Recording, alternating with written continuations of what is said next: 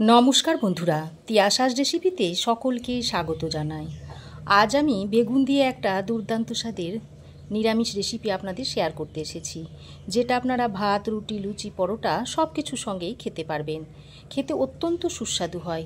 আর তেল ছাড়া রেসিপিটা আপনাদের বানিয়ে দেখাবো। অনেকেই আছেন তেল খান না বা তেল খাওয়া বারণ থাকে, তারাও এই রেসিপিটা খেতে পারবেন। চলুন আর দেরি না করে রেসিপিটা দেখে নেওয়া যাক। এখানে আমি দুটো মাঝারি সাইজের বেগুন নিয়েছি। এবার এই বেগুনগুলোকে কেটে নিতে হবে। তো প্রথমে আমি বেগুনগুলোকে কেটে নেব। বেগুনের এই বোটার অংশটা আর এই পিছনটা এইভাবে আগে কেটে নিচ্ছি।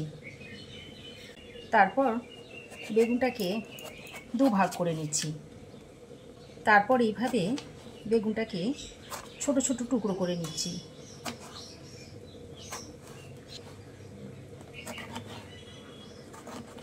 তবে আপনাদের ইচ্ছা অনুযায়ী আপনারা বেগুনগুলোকে পিস করে নিতে পারেন। আমি বেগুনগুলোকে এইভাবে পিস করে নিচ্ছি। সব বেগুনগুলোকে কেটে নেব।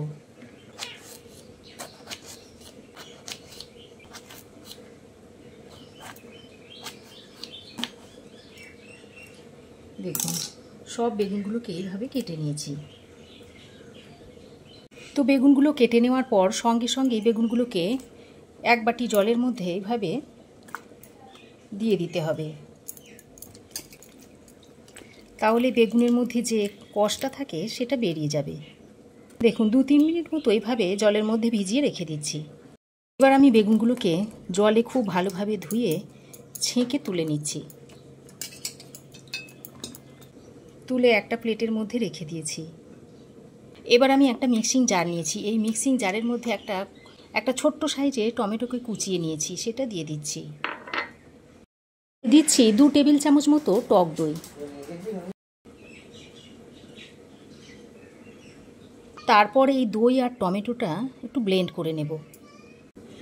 তো দেখুন, দই আর টমেটোটা দিয়ে এই রকম একটা পেস্ট তৈরি করে নিয়েছি।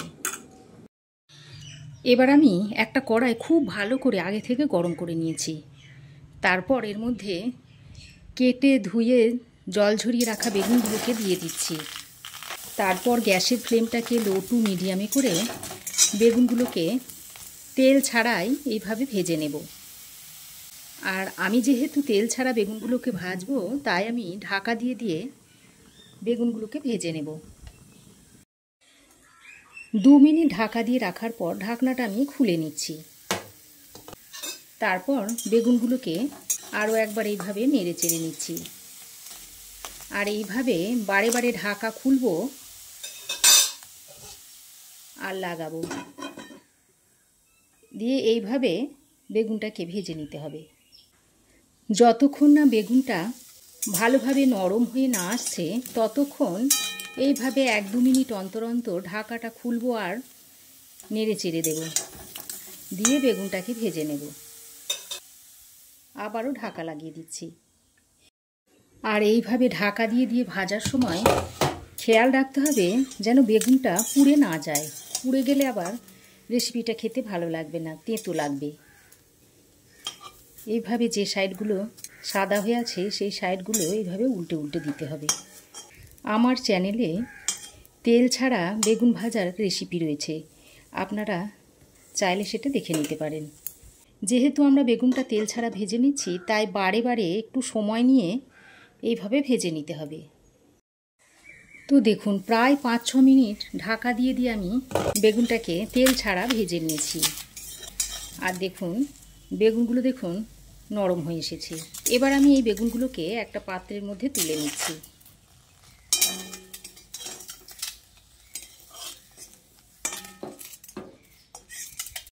তো দেখুন, বেগুনগুলো তেল ছাড়া ভেজে একটা পাত্রে তুলে নিয়েছি। এবার এটাকে কিছুক্ষণ ঠান্ডা করে নিতে হবে। বেগুনটা ওদিকে ততক্ষণে ঠান্ডা হতে থাক, আমি ততক্ষণে এই রেসিপিটার জন্য একটা ভাজা মশলা তৈরি করে নিচ্ছি। তার জন্য একটা তড়কা প্যানের মধ্যে নিয়ে নিচ্ছি 1 চামচ পরিমাণ 5 ফোড়ন। আর 5 ফোড়নটা এখানে একটু বেশি পরিমাণেই দিতে হবে, তাই আমি টেবিল চামচের 1 চামচ 5 ফোড়ন দিয়ে দিলাম। সঙ্গে একটা শুকনো লঙ্কাকে ছিঁড়ে দিয়ে দিচ্ছি। এবার গ্যাসের ফ্লেমটাকে অন করে লো টু মিডিয়াম ফ্লেমে এই 5 ফোড়ন আর শুকনো লঙ্কাটাকে হালকা করে ভেজে নিতে হবে। এমনভাবে ভাজতে হবে যেন পুড়ে না যায়। পুড়ে গেলে এই মশলার স্বাদটাই নষ্ট হয়ে যাবে। দেখুন, এইভাবে যখন চটপট করতে শুরু করবে তখন মশলাটাকে নামিয়ে নেব। নামিয়ে সঙ্গে সঙ্গে একটা অন্য পাত্রে ঢেলে নেব, তা না হলে মশলাটা পুড়ে যাবে। এবার এটা একটু ঠান্ডা হলে তারপর এটাকে গুঁড়ো করে নেব। এদিকে দেখুন, তেল ছাড়া যে বেগুনটা ভেজে রেখেছিলাম সেটা ঠান্ডা হয়ে গেছে। এবার এর খোসাগুলোকে আমি এইভাবে ছাড়িয়ে নিচ্ছি। এই খোসাগুলো থাকলে রেসিপিটা খেতে ততটা ভালো লাগে না, তাই আমি খোসাটা এইভাবে ছাড়িয়ে নিচ্ছি। বন্ধুরা, আমি কি বানাচ্ছি বলুন তো? ভর্তা। হ্যাঁ, এটা একটা নিরামিষ ভর্তা। ভর্তা তো আপনারা অনেকভাবেই খেয়েছেন, বা বেগুনের রেসিপি অনেকভাবেই খেয়েছেন। এইভাবে একবার বানিয়ে খেয়ে দেখবেন, আশা করি আপনাদেরও ভালো লাগবে। তো দেখুন, এই খোসাগুলোকে ছাড়িয়ে ফেলে দিতে হবে। তো দেখুন, সমস্ত বেগুন থেকে খোসা আমি ছাড়িয়ে নিয়েছি। আর দেখুন, দেখে বোঝাই যাচ্ছে না যে বেগুনগুলো তেল ছাড়া ভাজা হয়েছে। আমি এই বেগুনগুলোকে একটু হাতের সাহায্যে এইভাবে ম্যাশ করে নিচ্ছি। তো আপনারা চাইলে একটা ম্যাশার দিয়েও ম্যাশ করে নিতে পারেন, কিংবা একটা গ্লাস বা বাটির পিছন দিকে করেও এভাবে আপনারা বেগুনটাকে ম্যাশ করে নিতে পারেন। তো দেখুন, সমস্ত বেগুনটাকে আমি হাত দিয়ে এইভাবে ম্যাশ করে নিয়েছি।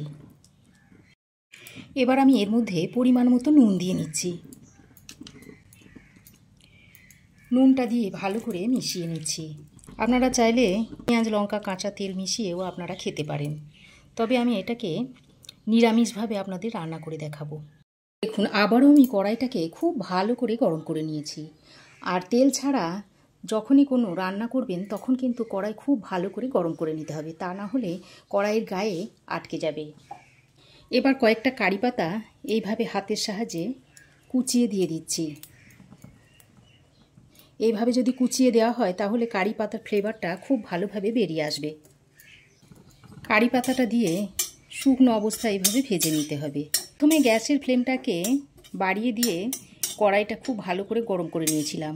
এখন আমি গ্যাসের ফ্লেমটাকে কমিয়ে দিয়েছি, দিয়ে কারি পাতাগুলোকে ভেজে নিয়েছি। এবার এর মধ্যে একটা কাঁচা লঙ্কা চিড়ে দিয়ে দিচ্ছি। কাঁচা লঙ্কাটাকে ওইভাবে কারি পাতার সঙ্গে আরও কিছুক্ষণ ভেজে নেব। বন্ধুরা, দেখতেই পাচ্ছেন আমি তেল ছাড়াই কারি পাতা, কাঁচা লঙ্কা সব কিছুই ভেজে নিচ্ছি। ভাজতে ভাজতে লঙ্কার গায়েও দেখুন একটা সুন্দর কালার এসে গেছে। এবার ঠিক এই পর্যায়ে আমি ম্যাশ করে রাখা বেগুনটা দিয়ে দিচ্ছি।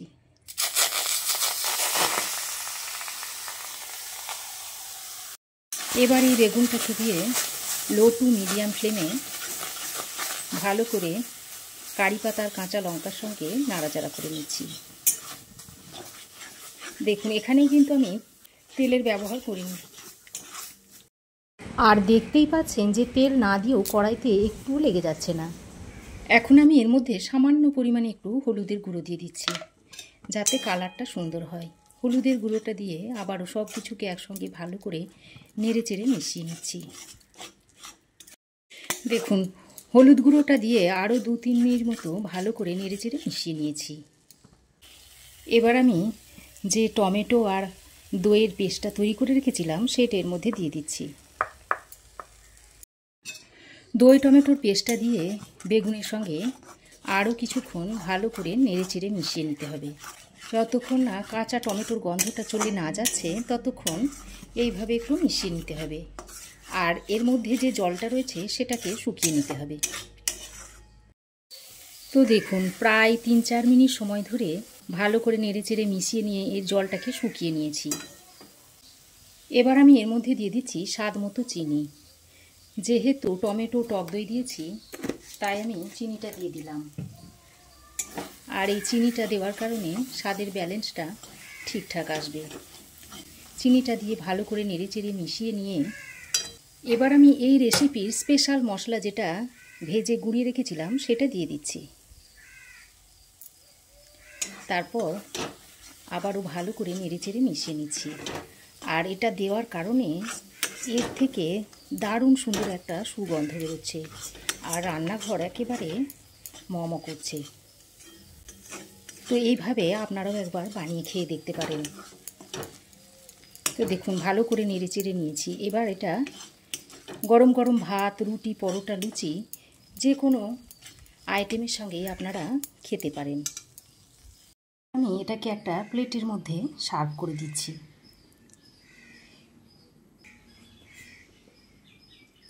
যে কোনো নিরামিষ দিনে এইভাবে আপনারা বানিয়ে খেতে পারেন। খেতে খুবই সুস্বাদু হয়, আর একবার খেলে বারবার কিন্তু এটা খেতে চাইবেন। তো বন্ধুরা, এইভাবে যদি কোনো দিনও বানিয়ে খেয়ে না থাকেন, অবশ্যই একবার বানিয়ে খাওয়ার অনুরোধ রইল। আমার 100% বিশ্বাস আপনাদের ভালো লাগবেই। রেসিপি কেমন লাগলো অবশ্যই একটা কমেন্ট করে জানাবেন। ভালো লাগলে একটা লাইক ও শেয়ার করবেন। পাশে থাকা বেল আইকনটা অবশ্যই প্রেস করে দেবেন। আর আমার চ্যানেলে যদি নতুন এসে থাকেন তো প্লিজ চ্যানেলটাকে সাবস্ক্রাইব করবেন। আজ এ পর্যন্তই। আবার দেখা হবে নতুন কোনো রেসিপি নিয়ে নেক্সট এপিসোডে। সে পর্যন্ত ভালো থাকবেন, সুস্থ থাকবেন। ধন্যবাদ।